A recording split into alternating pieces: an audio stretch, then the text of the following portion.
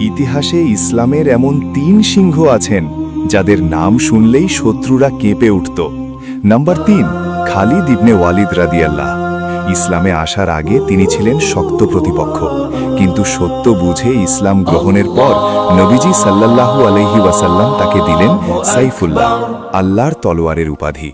বলা হয় অসংখ্য যুদ্ধে নেতৃত্ব দিয়ে তিনি কখনো পরাজিত হননি। নাম্বার ২, উমর ইবনে খাত্তাব রাদিয়াল্লাহ। কঠোর ন্যায় বিচার, শৃঙ্খলা আর সাহসী নেতৃত্বে তার সময়ে ইসলামী শাসন অনেক দূর পর্যন্ত বিস্তৃত হয়, আর বাইতুল মুকাদ্দাসের বিজয় ইতিহাসে স্মরণীয় হয়ে থাকে। আর নাম্বার ১, আলী রাদিয়াল্লাহ। যুদ্ধক্ষেত্রে তার সাহস ছিল কিংবদন্তি। খাইবারের কঠিন যুদ্ধে গেট দরজা তুলে ফেলার ঘটনাটি বহু বর্ণনায় উঠে আসে। এটাই ছিল শত্রুর মনোবল ভেঙে দেওয়ার মুহূর্ত।